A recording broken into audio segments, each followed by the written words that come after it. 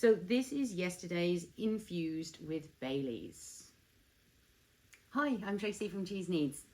So I was asked a question. This is Yesterdaze. This is a cheese I invented. It's called Yesterdaze because it's ready the next day. So it's literally yesterday's cheese.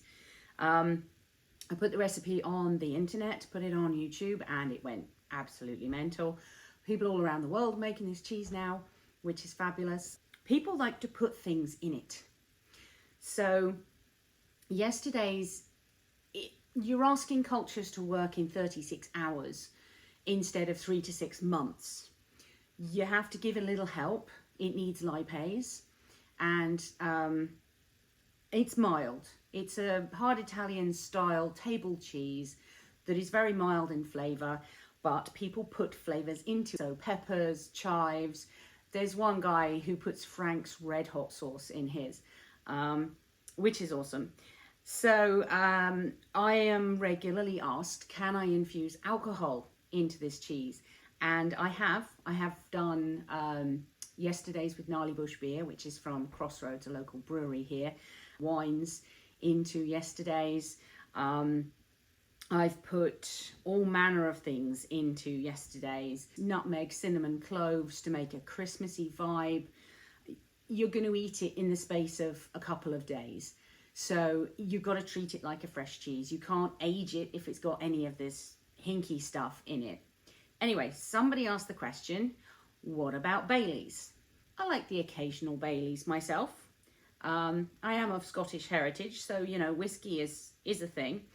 What I've done is I've added alcohol to the curds. So I made the cheese, got it to the draining stage, and then I put 2 shots of Baileys in with the curd and whatever whey was left after I had drained it.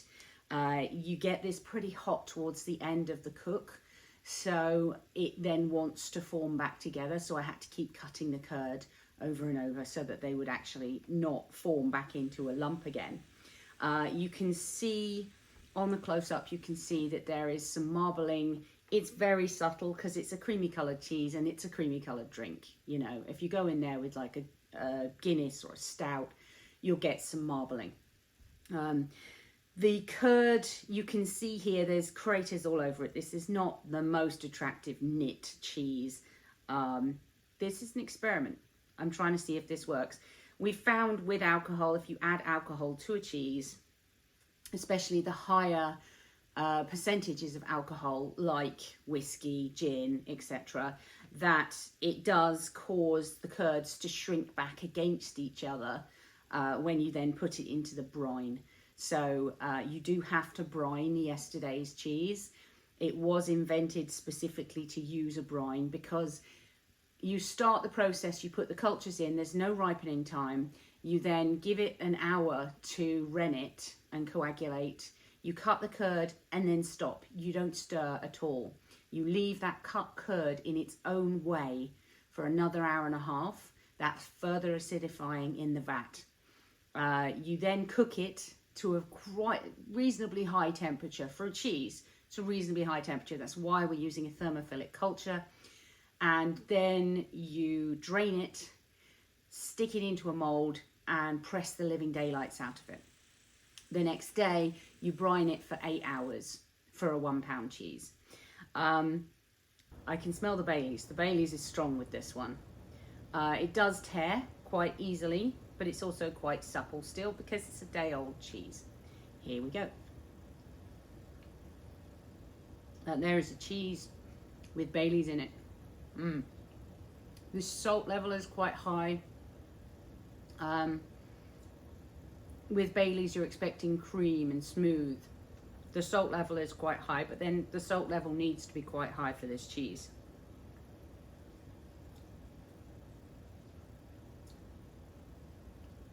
Initially, there's a creaminess. Again, you would expect that with the flavor profile. There's creamy, and then you don't really get the coffee sort of liqueur kind of aspect of Baileys. You just get that sort of sweetness at the beginning, the creamy sweetness at the beginning, condensed milks, caramel, and then towards the back You get the, oh, yeah, there's alcohol in that kind of flavour. So I made a 2-pound cheese using 2 gallons of milk, 2 shots of Baileys, went in with the curd once I drained it. I reserved that Baileys and whey mixture when I drained it again to put it into the mould. This is my new brick shaped mould, by the way. Get this in cheeseneeds.com. I reserved that whey and Baileys mixture. I was thinking maybe I'll make cookies with it, maybe I'll make pancakes with it. As it was, actually, I put that into the brine with the salt, the water, the calcium chloride, to further flavour the outside. And actually towards the rind of this, there is a slight bit more flavour just around the outside. But the flavour carries through really well because I infused each individual curd with the Baileys. Now, there are recipes out there where you add the alcohol to the milk. You can do that, but it's problematic from a pH point of view.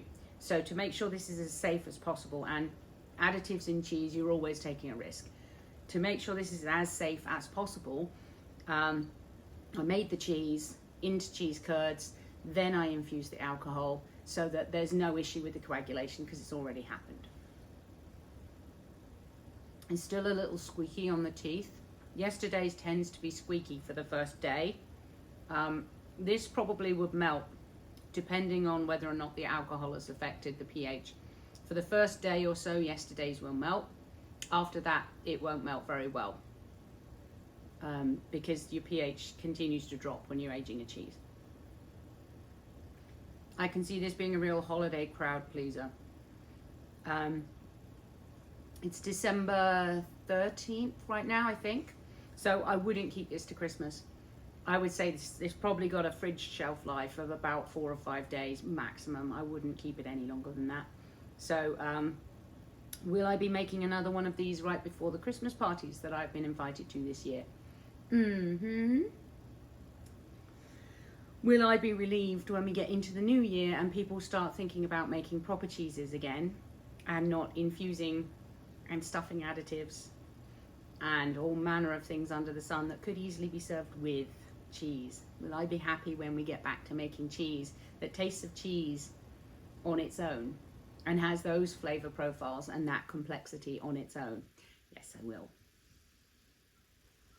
In the meantime, if you have got a thermophilic culture and some rennet and some milk and some calcium chloride, if it's not raw milk, then you can have a cheese that's ready the next day.